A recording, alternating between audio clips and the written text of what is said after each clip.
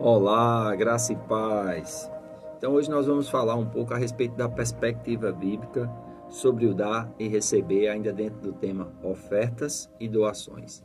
A Bíblia tem toda uma perspectiva, tem todo um arcabouço e um pano de fundo que mostra a importância do dar, o porquê dar e o resultado daquele que faz de acordo com que a Bíblia, vamos dizer assim, orienta, né, instrui. No conceito do mundo, onde as pessoas são egoístas e não têm o amor de Deus em seus corações, o receber é considerado melhor que dar. Contudo, o padrão de Deus é diferente e precisamos crer nessa verdade a ponto de torná-la uma realidade em nossas vidas. Claro que isso vai depender do nosso nível de comunhão com Deus, nosso nível de conhecimento da palavra de Deus, porque o reino de Deus é o reino de ponta cabeça. Tudo que o mundo valoriza, né, na sua grande parte, Deus considera isso como algo banal e até mesmo como esterco.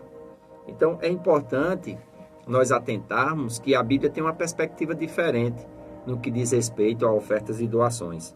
Por exemplo, Paulo, ali na cidade de Mileto, né, ele manda chamar todos os líderes daquela região, inclusive de uma igreja muito importante, que era a igreja de Éfeso, e ele está se despedindo daquela liderança. Muitos deles que ele havia treinado e colocado como pastores e bispos daquela igreja.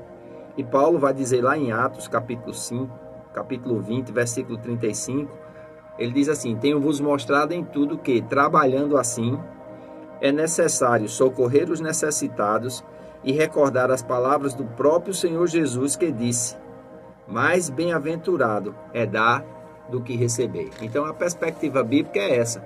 A bem-aventurança não está quando você recebe, e sim quando você dá. E para você dar, você tem que ter. Amém? Então é importante nós entendermos isso, porque tem tudo a ver com a prosperidade, né? A prosperidade é ter para dar. E dar é uma expressão de amor. Em João capítulo 3, versículo 16, mostra ali o coração de Deus.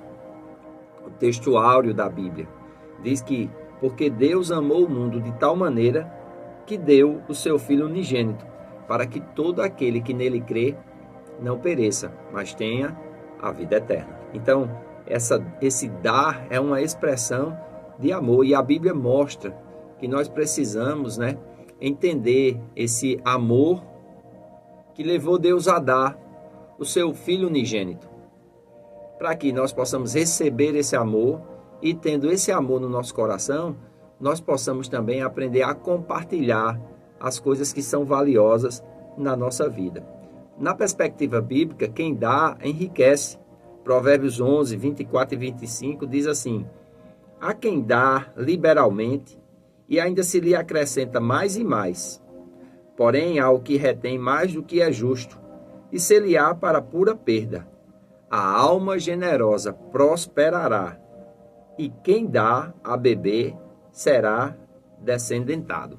Então veja que é algo que a Bíblia mostra, né? Quando você dá, você tem também, abre as portas para receber. E a Bíblia fala sobre aqui, dar com liberalidade. Ele diz, isso vai ser acrescentado mais e mais. E tem uns que retêm mais do que é justo. Ou seja, tem pessoas que elas nascem de novo, elas frequentam a igreja, mas elas não buscam o conhecimento e não renovam a sua mente. E continuam vivendo segundo o padrão mundano. A esses a Bíblia chama de crentes carnais, que tudo que eles fazem é baseado naquilo que vê, naquilo que sente, de uma forma racional. Mas aqueles que renovam a sua mente, aqueles que desfrutam da boa, agradável e perfeita vontade de Deus, pela renovação do seu entendimento, eles vão entender esse propósito do dar. E claro, isso vai trazer para eles riquezas. Não é o objetivo de dar ser rico, mas a prática do dar vai trazer e vai acrescentar mais e mais. Diz que a alma generosa prosperará. Você quer prosperar na sua vida? Seja generoso, tenha generosidade. Para isso você precisa renovar a sua alma. Para isso você precisa aprender a atitude certa de fazer as coisas para Deus, inclusive no que diz respeito ao financiamento das suas obras, no que diz respeito a atender o necessitado, o pobre, o órfão, a viúva, a presentear, amém? Deve ser uma atitude de coração. Por quê?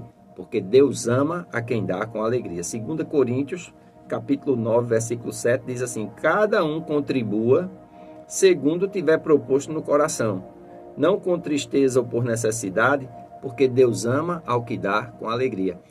Quando diz aqui que cada um contribua segundo estiver proposto no seu coração, não pode estar proposto no coração algo inferior ao que Deus estabeleceu. Tem que ser algo superior ao que Deus estabeleceu. E isso deve ser feito com alegria, não com pesar, não como alguém está tirando algo de você. Deus não precisa dos nossos recursos. Nós é quem precisamos ser obedientes a Deus. Amém? Uma outra coisa que nós precisamos entender dentro da perspectiva bíblica de dar e receber é que nós devemos dar com fé. Amém? Romanos 14, 23 diz: mas aquele que tem dúvida é condenado se comer, ou se der, ou se fizer qualquer coisa, porque o que faz não provém da fé, e tudo que não provém da fé é pecado. Veja a importância da sua fé estar ligada no dar.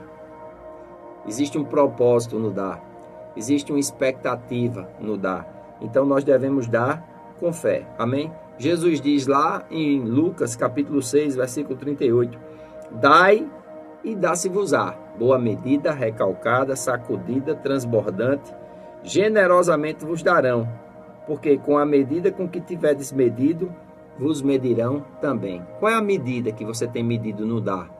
É com mesquinhez? É pouquinho? Pronto, é nessa mesma medida que você vai receber. Porém, quando você dar de coração, quando você dar com alegria, quando você dá com fé, a Bíblia diz: será-vos dado boa medida, recalcada, sacudida, transbordando, generosamente vos darão. Quando eu leio esse texto, eu lembro muito do pipoqueiro.